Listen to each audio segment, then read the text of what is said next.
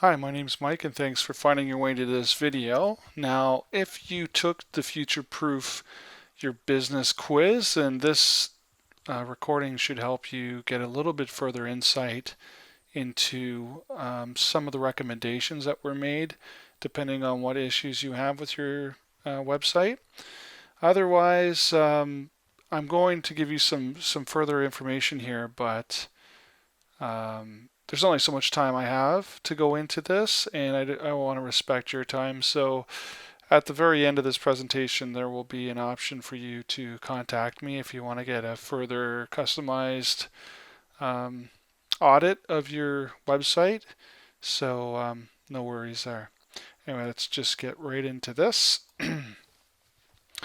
So to truly future-proof your business, there's four key elements to it. You need to have an audience awareness, which is what I will explain. It actually has to do with your website, offers to your audience, and then systems to make everything run smoothly and efficiently. And depending on how future proof your business is, you may need all four of these things, or you just may need one or the other. So with your audience, it's crucial that you need to have a deep understanding and ability to reach your audience. So you need to understand who they are, where they hang out, and have an easy way to get a hold of them to be able to drive sales into your business. And the biggest aspect of having an audience and to have the right audience and to have them listen to you is that you need to be able to solve their problems. So you need to understand them well enough to know what their problems are, and you need to be able to present the solution to them. It's like the old example that, nobody goes to the hardware store looking for a drill bit. They basically want to make, a quarter-inch hole. And that's what their problem is, a quarter-inch hole. They may not know exactly what kind of drill bit they need, depending on if they're drilling through wood or metal or drywall. All they know is they need a quarter-inch hole. And if you can solve that problem for them, sometimes they don't know that they need a quarter-inch drill bit or what type of drill bit they need. So if you can solve that problem, if that was your business and that was your audience, then you're going to endear yourself to them and they're going to be thankful that you solved their problem and they're going to come back for more. So the big recommendation though, if you have an audience but you don't have an easy way to reach out to them, I strongly recommend you have their email addresses so that you can reach out to them. Now, why would you want an email address? If you have a sale coming up, if you basically have a record of what they've purchased, for instance, say you're a contractor and you built a deck for somebody, maybe you can follow up with them on making it, say, wheelchair accessible, or maybe offering whatever kitchen cabinets for a reduced price for anyone who's bought a deck or something like that. Basically, once you have their email address, you can reach out to them and contact them. You can do this by having an opt-in form installed on your website. This is a relatively simple thing to do. It just requires a little bit of code on the site, and you can set it up so that people can enter in their email address. And you can either offer them some advice, you can record a video for them, or you can give them a special email with something that solves their problem. Or you can also, if you sell items online, you can just say, sign up. Don't do the sign up for a free newsletter because nobody's really interested in newsletters. But you could say, sign up, join our discount, or get a 10% discount when you sign up with when you register your email or something like that. And now you got a list of prospects that you can communicate with when you have a sale or anytime you want to kind of get a spike to your business. So email is still the best way to reach your audience. A lot of people are interested in social media, but Facebook continually reduces the amount of ability you have to reach your people who have liked your page or your business, the ability to reach them gets harder and harder. Every few months they dial it down because Facebook wants you to pay for advertising. So they make it harder and harder to just send a status update and people actually see it. So that's just something to keep in mind. If you think that Facebook is maybe a better way to do this, or Twitter, email consistently has the best ability to convert people over to sales. And at the end of the day, you own your email list. Even if you're paying a company like MailChimp or Constant Contact or some other service, at any time you can download a list of all your contacts, so that way you have a record of it. And if for whatever reason you leave that company, you leave that service, you still have access to your customer data. So that's a very important thing. Now, awareness. So if you have the right degree of awareness about your business, you'll be able to gain insights based on what your prospects and customers actually do when they're on your site. So you won't have to guess what they're interested in. If you're creating content, like if you have a blog on your site, and again, since if you know who your audience is and you know what the problems are that they're having, you can create content that solves those problems. And then as you create more and more of this content, if you have web analytics installed, you can actually see how many people are coming to your site. What are they doing on your site? Are they leaving right away? Are they looking at 1, 2, 3, 4, 5 pages per visit? Are they spending a long time on a certain page? Are they, is there a particular topic that everyone seems to be most interested in? This is the type of awareness you can get. And I kind of compare it to if you had your own store on, just a regular store and say a convenience store, and you're working behind the counter. If you're paying attention, you can see if, lots of people are walking by, say, the pepperoni sticks and people are buying them. You can get that feedback right away. But with a website, you don't really see who's coming to your website unless you have tracking in place, and then you can go and review that tracking and kind of figure it out, because it's not quite as simple as standing in a store. You have to be able to get the data tracked to be able to see what's going on with your website. So the recommended action is to install web analytics on your site. I recommend using Google Analytics because it's free and it's very powerful and will get you pretty much all the details that you need to work with now and into the future. So there are other platforms out there that cost money, and Google Analytics is right up there and it's free. So you can use that easily, and then once it's installed, it'll be tracking all the visitors to your site, and you can easily see things like demographics, what pages are people going to, how long do they spend on your site, and all that kind of stuff. And you can integrate your web analytics with, if you do paid advertising with like Google AdWords, you can connect it and get even more data.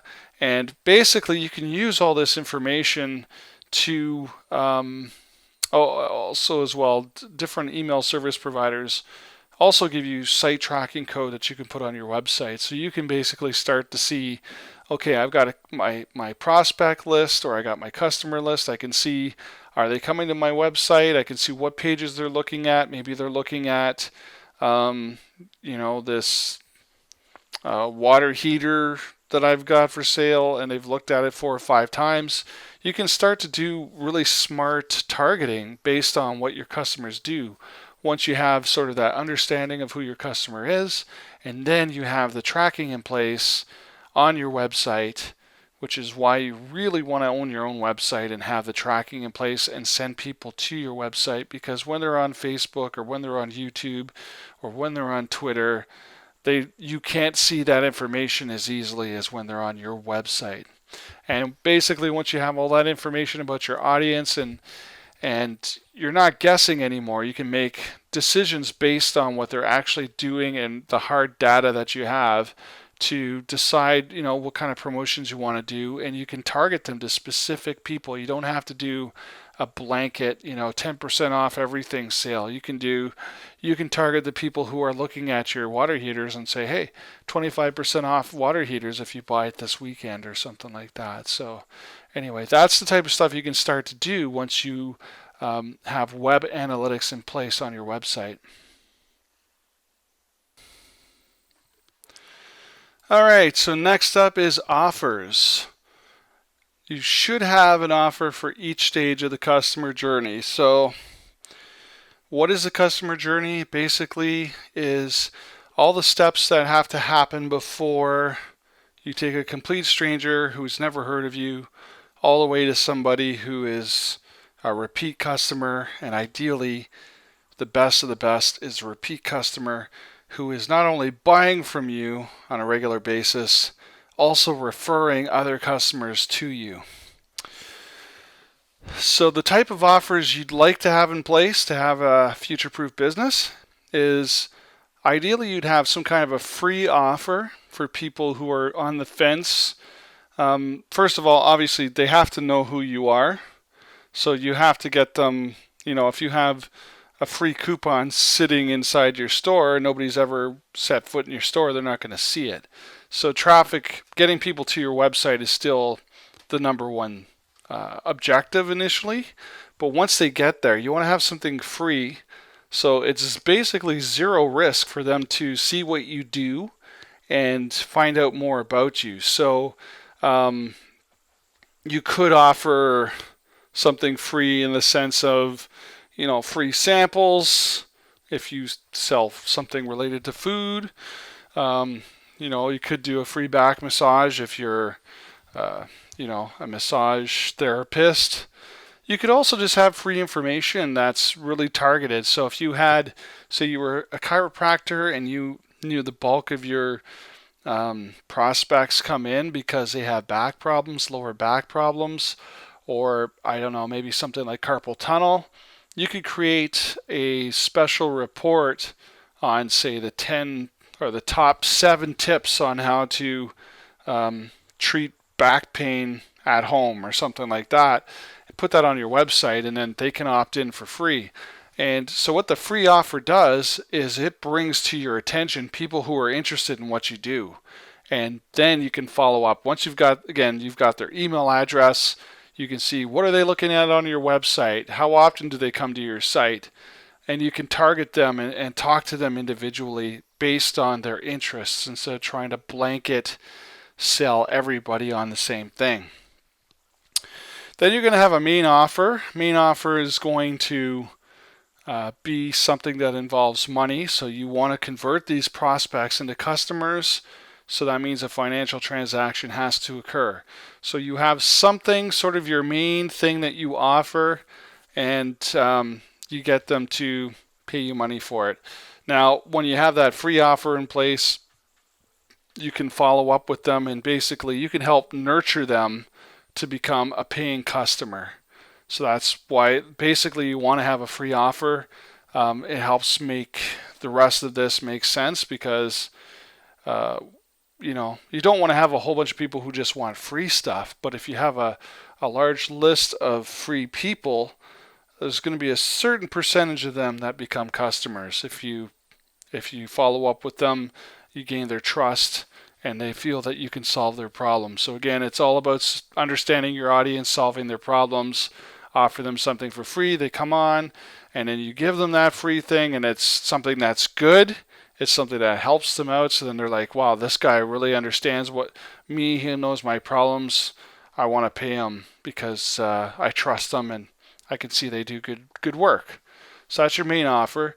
A recurring offer is having a way for people to buy from you repeatedly. So if you sell houses, if you sell cars, these are things that are very expensive and people generally don't buy more than one every few years. But depending on your type of business, you may have an option where you could have a recurring membership like at a gym, or you could have again, if they sign up and they become part of a say a VIP club where they get a discount on maybe your main offer. Maybe you ship something to their door or something like that, and they get a discount, but you don't have to spend as much time marketing, because the number one cost is getting new customers. It costs you way more to get a new customer than to get a customer that you already have to buy again. So if you can have some incentives in place for them to buy again, and you can, solve their problem with what you're selling them, then you can make your business more stable, because you can get to the point where you have, a certain amount of your income is almost guaranteed, because it's a recurring element to your business. And then the very last offer that we're going to talk about today is reactivation. So people who were customers, maybe they only bought from you the one time, and basically reaching back out to them saying, hey, it's been a while, we haven't seen you, we'd like to offer you, and this is the type of discount that you want. You want it to be pretty significant to get their attention and bring them back. So you're basically getting their attention and giving them a chance to become a regular customer again, or maybe it's sort of the last thing that you do before you say, okay, we've lost these customers probably for good. But a reactivation offer is something that you can offer that's going to be slightly different. Maybe it's an extra deep discount because these people are gone. But once again, even reactivating a previous customer is generally cheaper than just finding a brand new customer that you've never dealt with before. So if you want to have a stable, future-proof business, you should have at least some sort of an offer in place for each one of these. Have a free offer, your main offer, a recurring offer, and a reactivation offer.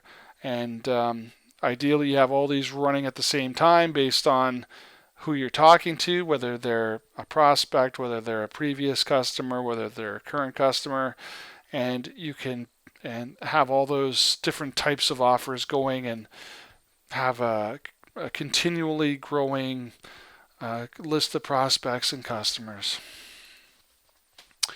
Marketing. So marketing is important. I like this quote: marketing is what you do and who you say it to.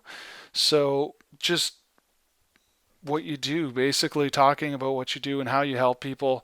The biggest mistake a lot of businesses make is they think that they have to talk about themselves. As you've noticed probably so far, I haven't said anything about myself yet. You might be wondering what my qualifications are, and that's cool. I can totally provide those. But right now, it's about me helping you with your problems and me showing you that I have some options and some advice that you can follow if you decide to take me up on it. So, marketing, whenever you lead, again, you could be saying, hey, I sell 1/4-inch drill bits, and people don't care about the 1/4-inch drill bit. They just want the 1/4-inch hole in the wall to hang their big screen TV or whatever it is. So when you say, hey, I can help you with that 1/4-inch hole problem that you have, that's going to get their attention more than saying, hey, I'm great. My business sells 1/4-inch drill bits. They may not have basically understood their problem to the point that they know what the solution is. So if you talk to them about their problem, that's a good way to actually, and that's what marketing is all about. Just talk to them about their problems and show them you can solve. So, recommend prioritizing your marketing efforts. So some of the offers we've talked about previously, about the free offers, you want to market free offers to obviously new prospects who haven't maybe heard of you before, or they don't know enough about you that they want to spend money. You want to market your database of current customers, repeat customers, and previous customers. So you email them if you have them in your email database, and you basically present solutions to the problems that your audience has, and you go where they are. So if they are on Facebook, then that would mean, okay, I'm going to advertise on Facebook.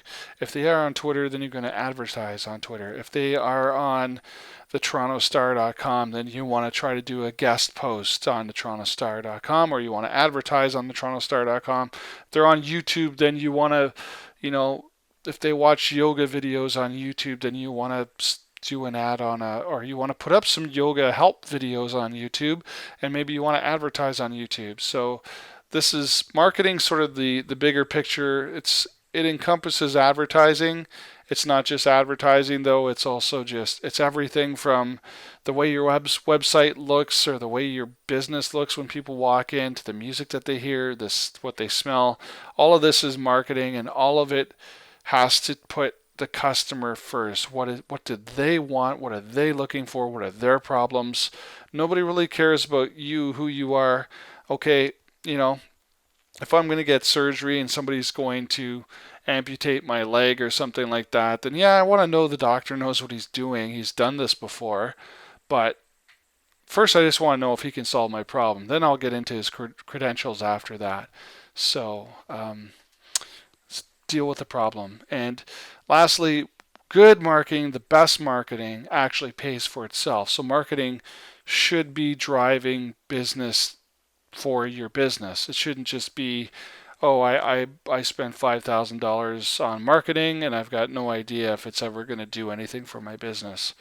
So it should be trackable, and you should be able to see what's going on. You should be able to see, are people coming to my website because of the ads I'm running in Google or the ads I'm running on Facebook. Like, you should be able to see a direct line between the money that you spend and where your people are coming to your site, and then whether they are downloading your free offer or whether they're becoming customers. You should be able to see all of that stuff. And when you can see all that stuff, then you can optimize it and improve it and make it better. Systems. So we live in a great time because technology is allowing us to make inexpensive systems that are actually replacing people. Now, there's a lot of worry about, jobs being lost because of this, but what it actually does is it would really help your business, because anything that you do more than once needs to be documented, so you become efficient with it and you can get really good results at a really low cost, a low time cost.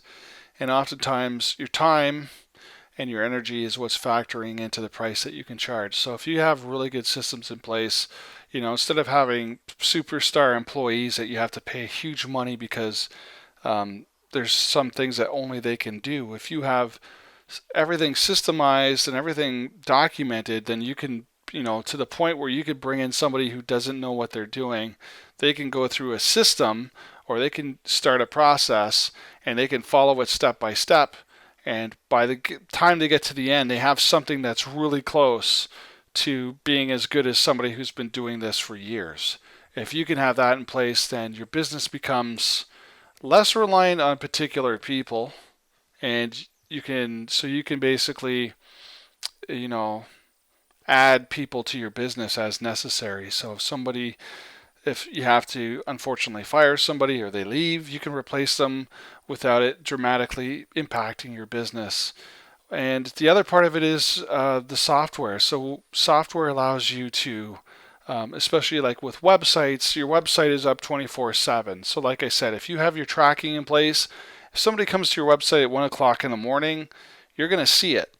Whereas if you have a physical store, chances are you're not open at 1 o'clock in the morning. And so online, you have opportunities that we do not have in the real world for those reasons. So yeah, when you have systems in place, like sales systems, it's kind of like having sales staff who work 24/7. Having a good system in place, it scales your ability to respond to almost infinity, because you can have, if you have 50 people all coming to your website at once and they're signing up for, say, different free offers, or they're trying to buy stuff, you got all your systems in place so that each one of these people is being handled in real time at the same time.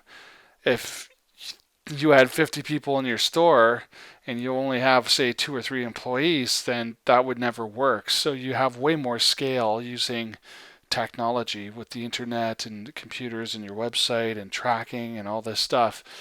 It also lets you work smart instead of hard. So again, you can sell to more people at once, or you can help people. You can provide more customer service at once. So in the end, systems save you time and money.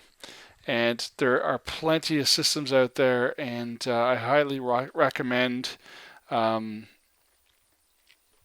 getting into documenting and automating your processes. So you need to document anything that you do more than once, and you should use automation software wherever possible to help with your customer service and marketing and sales.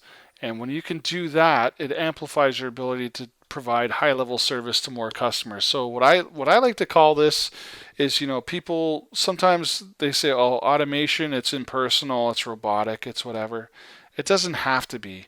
I call it something like, you want to set up what I call is a more human than human experience, because you can deal with more person. Like when there's you've only got a certain amount of time. You've only got a certain amount of energy. If you are physically in one place, you can only talk to a certain amount of people at one time.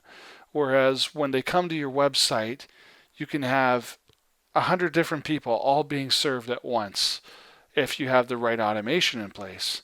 So that's what I call more human than human. You can give them a personalized experience based on where they entered your website, what page they were looking at, different things, what item they were trying to buy.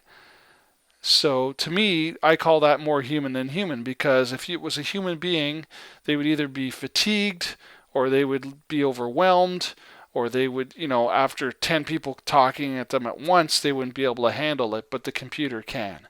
So that's the type of system you want to have in place. You want to have something that is relevant and personalized to each person you're dealing with, but on a massive level, more than one person could actually do. So you have more scale, you have a better chance to actually earn more income because you're serving more people at once. All right, so we went through audience, we went through awareness, offers, marketing, systems, and automation. Now, I don't know where your business is right now. You may have taken the quiz.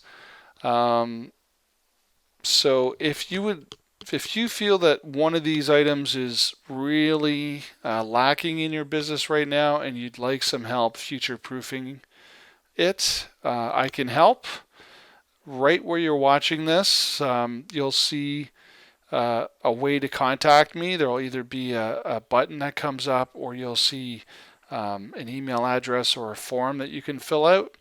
So if you'd like to get some further details on a custom audit of your business, then you'll have the opportunity to make an appointment with me, and it'll just be a very short appointment. I just need to take a look at your website, and if you have one, and if you don't have one, figure out what your biggest areas for opportunity are, and then see if we can work together. I can't work with everybody. I only have a certain amount of time, but if we're a good fit and I think that I can really help you with your business, then we can take the next step after that. But for right now, if you go ahead and click the button, let me know what you need the most help with, and then we can schedule an appointment to discuss further and help future-proof your business. So thank you very much for watching this. My name is Mike, and I appreciate your time and attention. Take care and have a great night. Bye.